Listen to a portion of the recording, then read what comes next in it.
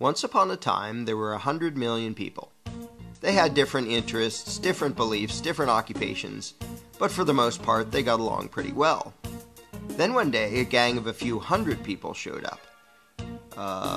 Need to zoom in some more to see them. I know they're there somewhere. Zoom in. There they are. And this gang of a few hundred said to the throng of 100 million, "From now on, you all have to give us a cut of everything you earn." This is an accurate graphical comparison between the number of American taxpayers and the number of U.S. congressmen. And the throng said, "Gosh, do we have to give you a cut of what we earn?" And the gang of a few hundred said, "Yes, you have to." And the throng said, "Well, okay, I guess we have to." And one little troublemaker asked, "What if we don't?" The gang of a few hundred didn't like this, and said, "If you do not comply, we shall unleash upon you our legions of enforcers." And the throng cried, "Oh no, please don't. We will comply, we will pay." This is an accurate graphical comparison between the number of American taxpayers and the total number of IRS employees. Time went by, and the gang of a few hundred said, "Now we want more of what you earn." And this kept happening over and over again, until eventually some of the throng were paying almost half of what they earned to the gang. Whenever the gang demanded more, the throng would say, "Golly, we're already having a tough time. Do we really need to give you even more?" And the gang always said, "Yes, you must, or we shall unleash our legion of enforcers." Now the gang of a few hundred was getting trillions of dollars every year, spending it on wars and pyramid schemes, giving away goodies to their friends, buying influence, and doing lots of other things. And some of the throng started saying, "We don't really like the war you're waging with the money we give you. Do we really have to be paying for that?" And the gang said, "Yes, we demand it. Don't make us send out our legion of enforcers." And some of the throng said, "You're taking our money and giving it to huge corporations and giant banks, and some people who just don't want to work. A lot of these things we don't like." And the gang said, "We don't care. We will decide how to spend it. You just do as you're told, or else." And the throng said, "Okay, I guess we have to."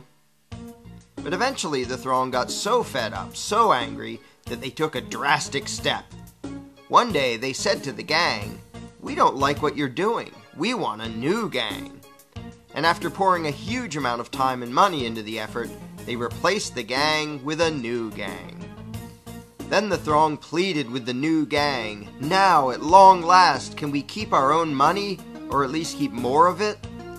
And the new gang said, "Sorry, but after much discussion, we've decided that you can't. You have to keep giving us what you've been giving, in fact, a little bit more than before." The throng was distraught and said, "This is dreadful. But after all, what choice do we have? I mean, they say we must comply, and they have that scary legion of enforcers. We're powerless against them. We'd better just do as we're told." So they did as they were told, got poorer and poorer, and lived miserably ever after. But after all, what else could they have done? What power could this throng possibly have compared to this gang of a few hundred and their enforcers? What chance would this thing have against this thing? How could these 100 million people ever hope to successfully resist the awesome power of this tiny little dot? In case anyone missed this, let's review. Here's them. Here are their enforcers. Here's us. Them, us. Them, us. Does anything about this seem just a little strange to you? Are you perhaps wondering, why does the throng need the permission of the dot to do anything? Why do these people feel the need to ask this tiny little dot if they can keep more of what they earn? Why would they spend year after year literally begging for lower taxes from this little dot? Is this dot just really darn intimidating? Is it very persuasive in its reasoning? To be blunt, why would this throng give a rodent's backside what this tiny little dot wanted? The fact that this tiny dot has the gall to issue such demands to such a throng is pretty startling in and of itself. But what is far more amazing is that the throng obeys this minuscule little parasitic gang of control freaks. What could possibly explain this? Let's ask the dot. This is how it works. When we, the dot, take your money and spend it on things you don't like, we're representing you. In fact, though you're not allowed to actually keep your own money, you're allowed to decide which little dot will steal half of what you earn. So that really means that you're in charge and that you're agreeing to give us your money. In fact, we, the dot, are serving you when we take your money and spend it on things you don't like.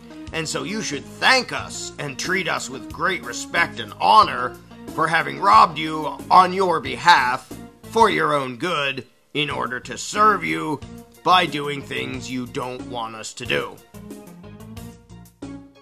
So there you have it. I hope that cleared everything up for you. If you're not entirely satisfied with the dot's explanation of things, you really should read the book The Most Dangerous Superstition, available now at Amazon.com.